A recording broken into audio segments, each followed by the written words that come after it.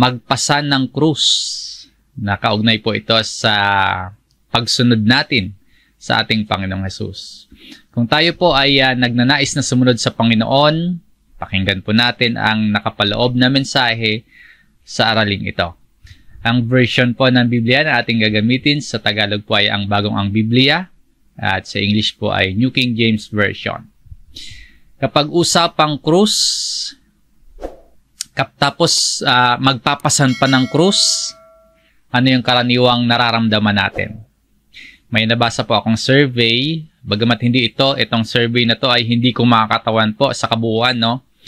Pero ayon sa ilang mga sagot sa tanong na ano yung nararamdaman kapag usapang krus o kaya usapang magpapasan ng krus. Para sa mga kabataan daw po, ang sagot nila, masyado pa silang bata para sa mga ganyang gawaing pagpapasan ng krus. Masyado pa silang bata sa pagsunod kay Jesus. Para naman sa mga teenagers, ang sagot nila hindi tiyak, no? Nakadepende pa daw sila sa sasabihin ng kanilang mga magulang. Para naman sa mga young adult na babae at lalaki, sinasabi naman nila na nakatali sila sa responsibilidad sa trabaho, sa kanilang asawa, o sa mga gawain sa pagpo-provide ng kanilang pamilya. And para naman po sa mga elderly, ang sagot nila ay ang pagpapasan daw ng krus para lamang iyan sa mga kabataan at siya, ang elderly, bilang nakakaedad na, tapos na raw po siya sa mga ganyang gawain at ang oras o natitirang lakas niya daw po ay para naman makapagpahinga. Kaya ipapasa niya na lang sa mga nakababata sa kanya yung mga ganyang gawain. Ang mga ganitong kasagutan po, para sa ilan pala, ang tingin nila ang pagpasa ng krus o ang pagsunod kay Jesus ay hindi ganun kahalaga sa buhay na ito. Na tila mas pinapahalagahan pa nila yung iba pang mga bagay. Kaya pag-aralan po natin kung anong ibig sabihin ng magpasa ng krus at makita natin yung habang binibigyan natin ng halaga yung mga bagay na meron tayo sa buhay na ito, katulad ng pamilya, mga pag-aaral, mga trabaho, responsibility natin, at iba pa, ay makita din po natin at mas mapahalagahan natin ang ibig sabihin nitong magpasa ng krus, ang sumunod sa ating Panginoong Hesus. Sa Mateo chapter 16, sa verse 24, ganito ang sinasabi. Pagkatapos ay sinabi ni Jesus sa kanyang mga alagad, kung ang sino man ay ibig sumunod sa akin, tanggihan niya ang kanyang sarili at pasanin ang kanyang krus at sumunod sa akin. Ang kausap dito ng Panginoon, ang kanyang mga disciples.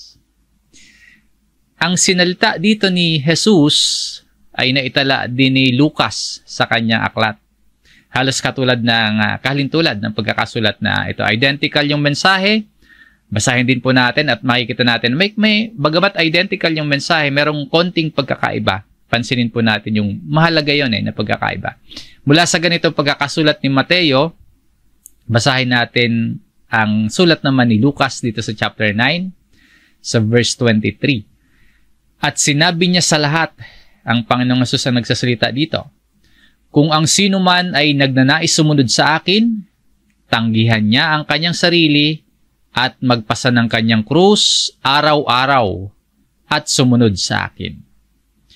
Ang pangunahing talata nating pag-aaralan ay pagpapaalala po sa ating lahat na kung tayo ay mga tagasunod o kaya tayo ay disipulo ni Kristo, kinakailangan po na tanggihan natin ang ating mga sarili at magpasan tayo ng ating krus.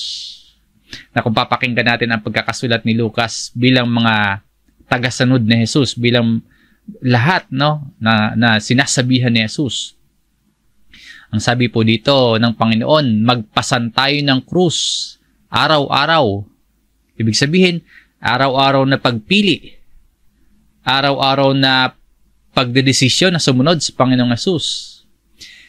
Pag nilayan po natin ang sinasabi dito ng Panginoon, if anyone desires to come after me, sabi ng Panginoong Jesus, let him deny himself and take up his cross daily and follow me.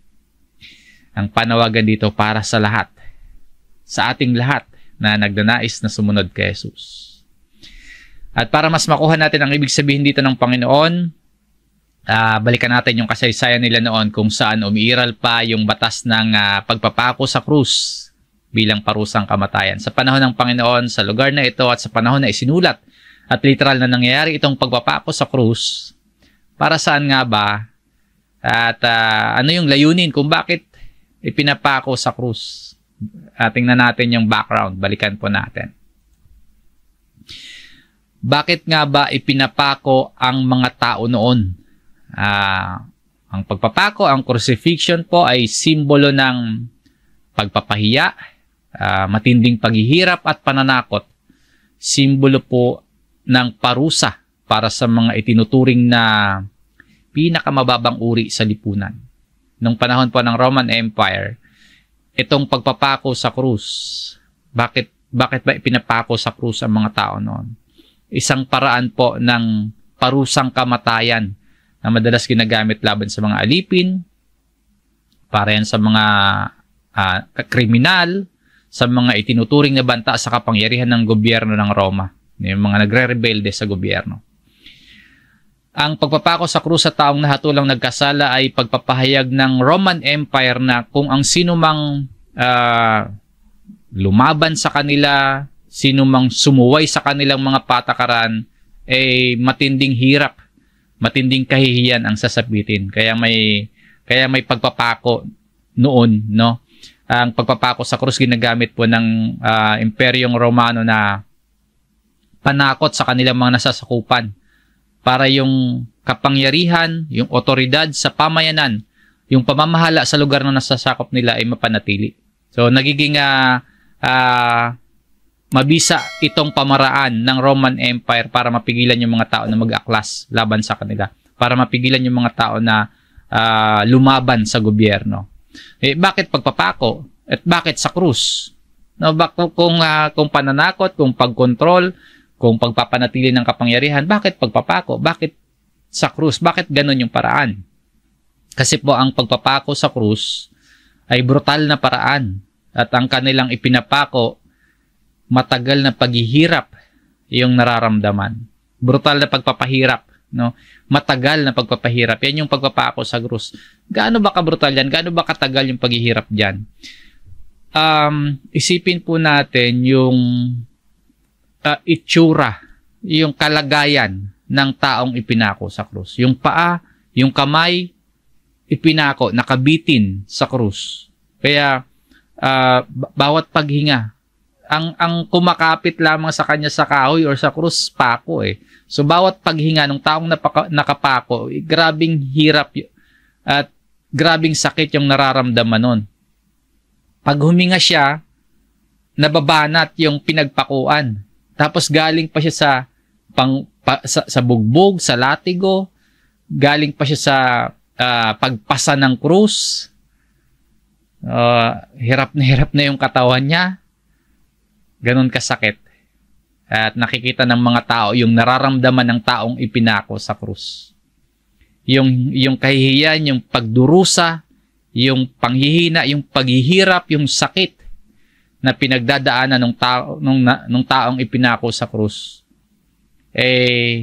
Nakikita ng mga tao, ng publiko. Kasi idinadaan yan sa mga sa mga pampublikong daanan. Talagang sinasadya nilang makita ng mga tao yung mga paparusahan, yung mga ipapako sa krus. Ganon ka-brutal. Sadyang ipinapakita, sadyang pinapahiya. Kumbaga para sa Roman Empire, mas mahirap, mas matagal na paghihirap, mas nakakahiyang parusa, mas pabor sa kanila, mas maganda para sa kanila. Para bang sinasabi nila sa mga tao, sa publiko na ganito yung sasapitin ng taong nais lumaban sa gobyerno.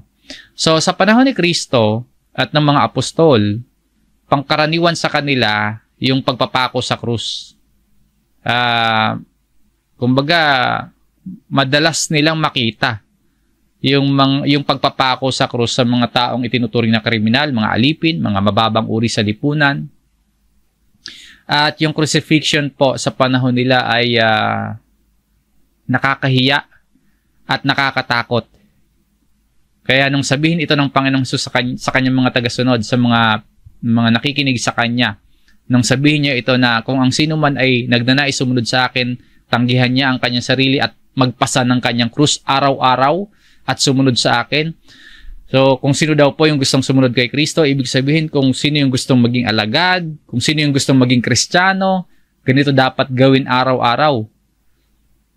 Tanggihan ang kanyang sarili at magpasan ng kanyang krus. Yung ganitong statement, kapag narinig nila, dahil pamilyar nga po sila sa crucifixion, matindi yung dating niyan para sa mga kausap ni Jesus.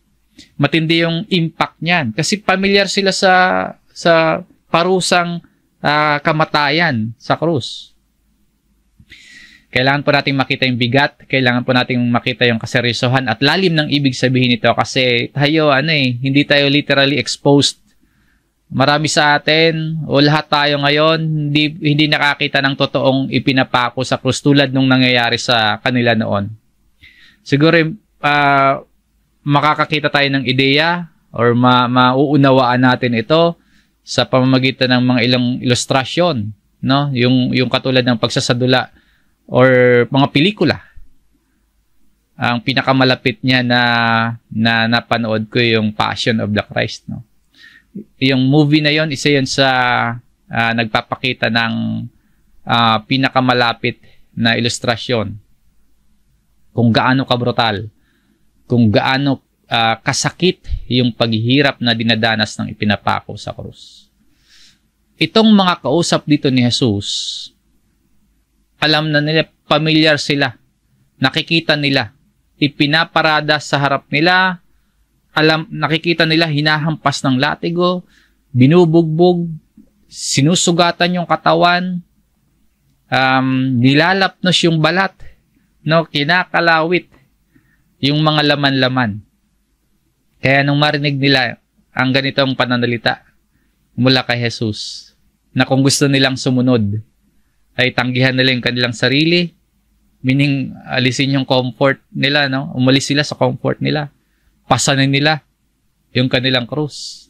Ang ibig sabihin po niyan, tinatanggihan at pinapatay ang sarili araw-araw. So matindi ito para sa mga original na kausap ng Panginoong Jesucristo. Kung gusto nga nilang sumunod kay Jesus, araw-araw nilang tatanggihan, araw-araw nilang papatayin yung kanilang sarili. So talaga mabigat, mahirap, at very challenging yung pagsunod kay Jesus. Kaya ang paalala sa sulat ni Apostol Pablo para kay Timoteo, basahin natin itong ikalawang Timoteo chapter 3 verse 12. Gayon din naman, ang lahat ng nagnanais mamuhay ng matuwid bilang tagasunod ni Kristo Jesus ay daranas ng mga pag-uusig. Yung pagiging tapat sa pagsunod kay Kristo bilang disipulo, no? Bilang disciple, hindi talaga nangangahulugan ng madali at komportableng pamumuhay at buhay. Yung pagiging tapat at matuwid na tagasunod ni Jesus, dapat handa tayong harapin yung mga pagsubok kaakibat ng ating pananampalataya. Meron talagang pag-uusig, merong paghihirap. Pinapaalala sa atin ng talatang ito yung mga challenges, yung mga sufferings, bahagi po yan ng pagiging tagasunod ni Kristo bilang disciple, no? Bahagi yung mga persecution, bahagi yung mga paghihirap. At yan po ay nagpapatibay ng ating pananampalataya. Hindi po may iwasan ng isang tagasunod ni Kristo ang paghihirap, ang pag-uusig. Yan po yung reality. At mula sa ating main verse na binasa kanina na sinasabi ni Jesus na tanggihan dapat natin yung ating mga sarili, katulad din po sa pangangaral na isinulat ni Pablo kay Tito. Basahin natin itong Titus chapter 2 dito sa verse 12 na nagtuturo sa atin na matapos itakwil ang kasamaan at mga makamundong pagnanasa ay dapat tayong mamuhay ng may katinuan, matuwid at banal sa kasalukuyang panahon. So, katulad doon sa main verse no, na sinasabi ng Panginoong Jesus. Sinasabi naman dito ni Apostle Paul kay Tito, denying ungodliness and worldly lusts. At sa panahon natin ngayon, napaka-challenging nito. Yung mamuhay ng may katinuan. Yung mamuhay ng matuwid at banal. Napaka-challenging yan sa kasalukuyang panahon. Kaya pakinggan natin si Jesus, no? Kailangan nating itakwil. Kailangan nating i-deny yung masamang sarili. And denying ourselves daily. Yun yung sinasabi sa atin ng Panginoon bilang tayo po ay mga tagasunod niya. Araw-araw tatanggihan. Araw-araw itatakwil ang mga ito. Yung kasamaan, yung mga makamundong pagnanasa. Nariyan na rin yung pride, no? Yung pagmamataas natin, katigasan ng puso natin, yung selfishness, at yung paghahangad ng sobra-sobrang comfort o yaman. No? Yung mga worldly pleasures. At marami pang mga kasamaan. Kung gusto nating sumunod kay Jesus, itatakwil natin ang kasamaan at mga makamundong pagnanasa. At papatayin natin araw-araw. Sabi naman po ni Pablo sa mga taga-Colosas sa chapter 3 verse 5, patayin ninyo ang anumang makalupa na nasa inyo.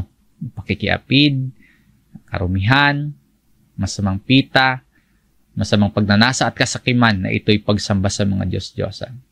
Put to death anumang makalupa na nasa atin. Patayin. At kung i-apply natin nga yung sinasabi ni Jesus dun sa binasa natin sa sulat ni Lucas, chapter 9, araw-araw nating papatayin anumang makalupang nasa atin. Na wag nating sundin yung masamang kalooban, wag nating sundin yung makalaman, kundi kailangang pinapatay ito araw-araw kung gusto talaga nating makasunod kay Jesus. Na kung gusto nating sumunod at habang sumusunod tayo kay Jesus, pinapatay natin ito. Fornication, uncleanness, passion, evil desire, kasakiman, pagsamba sa Diyos-Diyosan. Papatay natin, itatakwil natin araw-araw. Kaya sa ikatlong punto po, ang pagiging disipulo ay araw-araw na sakripisyo para kay Jesus. Basahin pong muli natin yung ating main verse at tingnan nga natin kung ano nga ba yung sakripisyo na hinihingi bilang ating pagsunod kay Jesus.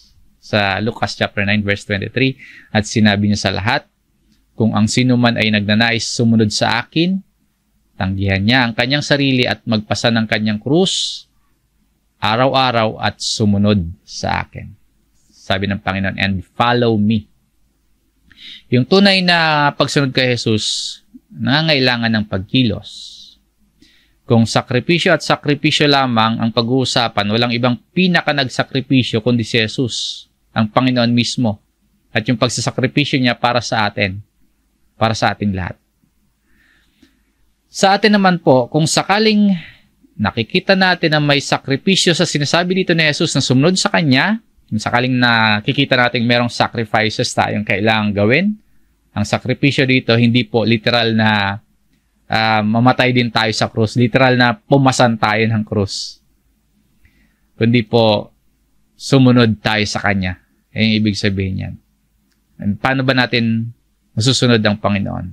Kilalanin pa natin siya para masunod natin ang Panginoon. Alamin natin yung naging pamumuhay niya noon sa lupa. Tingnan natin kung ano yung mga halimbawang iniwanan niya na dapat sundin ng mga alagad.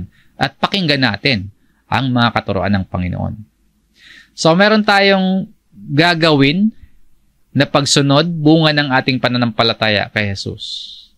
Halimbawa, sa tagubilin, ano ba yung mga tagubilin ni Jesus sa kanyang mga alagad? Ano ba yung tagubilin ni Jesus sa kanyang mga tagasunod? Ang pagsunod kay Jesus, hindi para magdusa pa tayo physically. Yun ganito, literally, magpasa ng krus. Hindi para maipako din tayo sa krus sa literal at brutal na paraan. Aalamin natin yung kanyang katuruan, aalamin natin yung kanyang mga tagubilin. Ano ba yung tagubilin sa atin ng Panginoon sa ating pagsunod sa Kanya? Merong isang malinaw at particular na tagubilin ng Panginoon sa lahat ng mga disciples. Sabi po sa Mateo 28, sa verse 19 hanggang 20, kaya't sa paghayo ninyo, Ang Panginoong Hesus ang nagsasalita dito para sa lahat ng kanyang mga tagasunod. Ito yung tagubilin. Gawin ninyong alagad ang lahat ng mga bansa. Make disciples of all the nations. Bautismuhan ninyo sila sa pangalan ng Ama at ng Anak at ng Espiritu Santo. At turuan silang sundin ang lahat ng mga bagay na iniutos ko sa inyo. At narito ako'y kasama ninyong palagi hanggang sa katapusan ng panahon. So, maaaring ang sakripisyong hinihingi sa atin ng Panginoon, hindi yung literal na pumasan at mamatay sa krus. Hindi ganong literal na paraan. Kundi yung makibahagi tayo sa misyon ng Panginoon na maipalaganap ang Ebanghelyo at maipaalam sa marami kung bakit napako si Jesus sa krus. At para maipaunawa sa marami yung mga katuruan ni Jesus na dapat ipamuhay ng kanyang mga tagasunod. So tayo po ay mga alagad na gumagawa din ng magiging alagad ni Jesus. So marahil ganito na lamang natin tingnan, no, yung pagtanggi, yung pagpatay sa ating mga sarili araw-araw kung gusto nating sumunod kay Jesus. Ipalaganap natin sa mundo kung bakit nagsakripisyo para sa atin si Kristo. Iyon naman yung maging sakripisyo natin. Daily sacrifice. Ipalaganap ang Ebanghelyo at turuan ang marami na sundin ang mga katuruan ni Kristo. May tagubilin para sa atin si Jesus. Nawa, maging handa tayong magsakripisyo at maging handa tayong mamatay kung paano nagsakripisyo at namatay para sa atin si Jesus. Maging handa tayong magsakripisyo. Maging matapang tayo sa pakikibahagi sa misyong ito na ipalaganap ang gospel, na ipalaganap ang Ebanghelyo. Minsan kaya hindi tayo nakikibahagi sa gawaing paghahayag ng Ebanghelyo, sa pangangaral ng salita ng Diyos kasi ayaw nating magpasa ng krus. Yan yung sacrifice. Ganito natin titingnan yung hinihinging sakripisyo sa atin. Ayaw nating tanggihan yung ating sarili. Ayaw nating iwanan yung komportableng kalagayan natin. Na ayaw nating mapahiya. Ayaw nating masaktan yung ating mga damdamin. Pagkaminsan, ayaw nating magastusan. Kung misyon at tagubilin ito sa atin ng Panginoon, gawin ninyong alagad ang lahat ng mga bansa. Turuan silang sundin ang lahat ng mga bagay na inutos ko sa inyo. Kung ito po ay misyon at tagubilin sa atin ng Panginoon, paano ba tayo magtatagumpay na masunod ito? Kung handa po tayong mamatay, hindi lang sa literal, no? At kung handa tayong tanggihan ang ating mga sarili, kung handa tayong magpasan ng ating krus araw-araw, masusunod natin ang anumang tagubilin para sa atin mula sa Panginoong Jesus. Ang pagsunod at ang paglilingkod kay Jesus, hindi madali, hindi komportableng buhay. So, handa po ba tayong magsakripisyo? Masunod lamang ang Panginoon? Kung willing ka at handang sumunod kay Jesus, mag-focus tayo muna dito sa Great Commission na ito. Isa ito sa ibig sabihin ng para sa atin pagtanggi sa ating mga sarili, pagpasan ng ating krus. Yung handa tayong magsakripisyo para palaganapin yung ginawang pagliligtas sa ating lahat ng ating Panginoong Jesus. So, ganun na lamang po natin subukang sundin ang Panginoon at nawa nga po magawa natin araw-araw. Matanggihan natin yung ating sarili, mapatahin natin yung ating masamang sarili, at makasunod tayo sa tagubilin na ito ng Panginoon. Na sa lahat ng ating ginagawa, nakaayon sa tagubilin ng Panginoon. Kaya focus natin ang ating isip, ang ating mga ginagawa, nakaugnay dito sa Great Commission. Mahirap po ito. Kaya nga, tatanggihan natin yung ating sarili, papatayin na, tapasanin natin yung ating krus. Pero kung handa tayong sumunod kay Jesus, kung handa tayong patayin ang ating masamang sarili, mahirap po itong mission na ito, itong pagsunod sa tagubilin na ito, pero may nakalaan para sa atin. Pero kung pipiliin natin yung komportableng pamumuhay natin dito sa lupa, tatanggihan natin ang salita ng Panginoon. Tatanggihan natin ang tagubilin na ito ng Panginoon. kung itatanggi natin ang salita o tagubilin ni Jesus, o kung ikakahiya natin si Jesus at ikakahiya natin ang kanyang salita.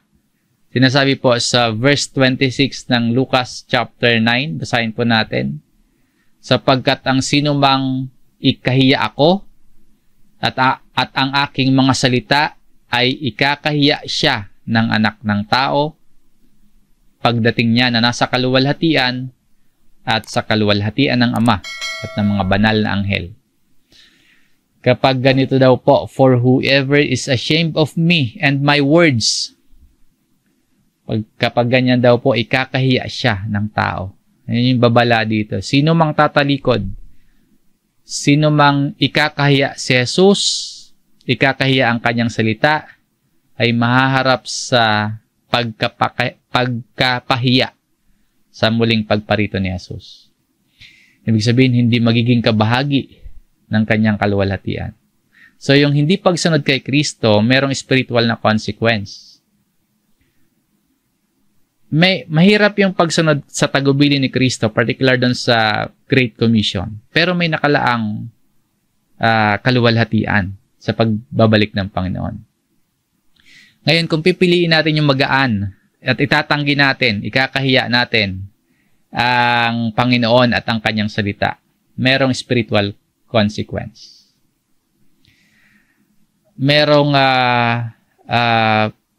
pagkapahiya. Kakahiya tayo ng anak ng tao kung hindi natin pipiliing sundin ang Panginoon. Pero yung pagsunod sa Kanya, humahantong sa pakikibahagi sa Kanyang kaluwalhatian sa muling pagbalik ni Jesus. Dito po sa ating main verse, ang talatang ito ay isang makabuluhan at mahalagang paalala mula kay Jesus. Tungkol po sa pagiging tapat na alagad, patungkol po sa pagiging mabuting tagasunod ni Kristo. So narito po yung mga punto ng aral na maaring matutunan natin mula sa talatang ito sa Lucas chapter 9, verse 23. Una, sumusunod kay Jesus. Ang pangunahing panawagan ni Jesus, pagtawag sa kanyang mga alagad na sumunod sa kanya. Ito ay pagsunod sa paraang pagtanggap ng kanyang mga aral, at pagsasabuhay sa kanyang halimbawa ng pagpapakumbaba, halimbawa ng pag-ibig, halimbawa ng kagandahang loob. Ang pagiging tagasunod ni Jesus, isang kusa po yung loob na desisyon ng isang tao. So yung pagsunod po, nangangahulugang sundin yung kanyang mga aral ng kusang loob. Sundin yung paraan ng pamumuhay na iniwanang halimbawa ni Kristo. At sundin ang kalooban ng Diyos sa bawat aspeto ng buhay. At sa kalooban ng Diyos, tulungan tayo na araw-araw. Masunod natin ito. Ikalawa, pagtanggi sa sarili. Ang pagtanggi sa sarili, hindi yan madali. Lalo na kung naka-attach tayo masyado sa mga bagay sa buhay dito sa lupa. Hindi yan madali na itanggi o tanggihan yung ating sarili. Pero ang pagtanggi sa sarili po ay mahalagang bahagi ng pagiging isang tagasunod, isang alagad ni Kristo. Ang pagtanggi sa sarili ay nangangahulugang pagpasya na huwag sundin yung ating sariling pagnanasa, na huwag sundin yung ating sariling kagustuhan at kagustuhan ng mundo. Kundi yung pagtanggi sa sarili ay magkaroon tayo ng pagnanais na sundin ang kalooban ng Diyos sa pamamagitan po ng mga katuruan ni Jesus. So, kailangan nating itabi yung ating pansariling interes, pansariling hangarin. Kailan maitanggihan, kailan maitabihan. At maisantabi natin yung mga bagay na nagbibigay kasiyahan sa sarili lamang. Kundi bigyang prioridad natin yung pagsunod sa tagubilin sa atin ni Jesus. Bilang tayo ay mga alagad na iniwanan ng tagubilin, yun yung maging priority natin, ang masunod ang Panginoon. Sa ikatlo po, pagpapasan ng krus. Sa kultura ng mga Hudyo at Romano nung panahon ni Jesus, yung cross po, simbolo nga po yan ng kamatayan, simbolo yan ng parusa, simbolo yan ng kahihiyan, simbolo ng paghihirap. Yung pagbubuhat o pagpapasa ng krus, simbolo ng pagsunod sa mga pagsubok, sa mga paghihirap na dumarating sa pagiging Kristiyano. So, papasanin natin yung ating krus. Kung paano sa literal, pinasan noon ng Panginoong Jesus yung krus patungo sa kanyang kamatayan. So, ganun din yung mga tao no, na nahatulan ng kamatayan sa krus. Pinapasan nila yung krus patungo sa kanilang paghihirap at kamatayan. Tayo din po magpatuloy sa pagsunod kay Jesus. Kapalit man na mahirapan man tayo. Magpatuloy tayo sa pagsunod kay Jesus. Mausig man tayo. Yun yung pagpasa ng krus. Mapahiya man tayo. At maging kamatayan natin yung kapalit. Magpatuloy tayo. Sa ika-4 po, mula dito sa Lucas chapter 9, verse 23, araw-araw na pagsunod. So, ang pagsunod, hindi isahan o minsanang pagpapasya, kundi isang buhay no, na may patuloy na pagnanais na sumunod kay Jesus. Isang patuloy na desisyon, isang araw-araw na pagpili na maging isang alagad ni Kristo sa lahat ng aspeto ng ating buhay. Ang pagsunod kay Jesus, hindi minsanang gawain. Lifelong na journey. Isang pang-araw-araw na responsibility at hamon sa atin. Sa kabuuan po ng Lucas chapter 9 verse 23, nagtuturo sa atin na ang tunay na pagsunod kay Jesus nangangailangan ng pagtanggi sa ating sarili. Pagtanggap sa mga pagsubok at patuloy na pagsunod sa mga tagubilin ng Panginoon katulad ng pangangaral ng Ebanghelyo. Yung talata pong ito, yung sulat na ito ni Lucas dito sa chapter 9, sa verse 23, isang hamon at paalala sa ating lahat na ipamuhay yung mga aral ni Kristo sa araw-araw na ating mga ginagawa. Yung ating pag-aaral po ngayon, nag-aanyaya sa bawat isa sa atin at tahakin natin yung mas mataas na landas ng pananampalataya at sakripisyo. Sa pagtanggi sa ating sariling mga kagustuhan, sa pagpasan ng ating mga krus, at sa patuloy na pagsunod kay Kristo araw-araw, na tututo po tayong isuko yung ating sarili para sa mas dakilang layunin ng Diyos para sa atin. So yung challenge po ng pag-aaral natin ngayon ay higit pa sa simpleng pagsunod, kundi isa itong panawagan na mabuhay at magkaroon ng pamumuhay na ayon sa halimbawa ni Jesus. Puno ng pagmamahal, may sakripisyo, pagliligtas, at kabutihan. Mahirap po yan. Nagpasa ng krus. Pero alam nating may nakalaang pagpapala sa pagsunod kay Jesus. Anong pagpapala po yon? Buhay na walang hanggan. So, patuloy po tayong umasa, patuloy po tayong magtiwala kay Jesus sa kabila ng hirap na mararanasan natin sa ating pagsunod. Lalahanin natin na ang ating pagsunod magbubunga ng pakikibahagi natin sa kanyang kaluwalhatian sa kanyang muling pagbabalik. At masabi nga po sa atin ng Panginoon na tayo ay mabuti, na tayo po ay tapat na sumunod sa kanyang mga tagubilin. At yung challenge nga po sa atin, malinaw, no? Tayo po ay sumunod sa ating Panginoong Jesus kahit ano pa man yung maging kapalit. Tayo ay sumunod kay Kristo. Dahil sa Kanya natin, sa Panginoon natin matatagpuan yung tunay na buhay at ang kaligtasan.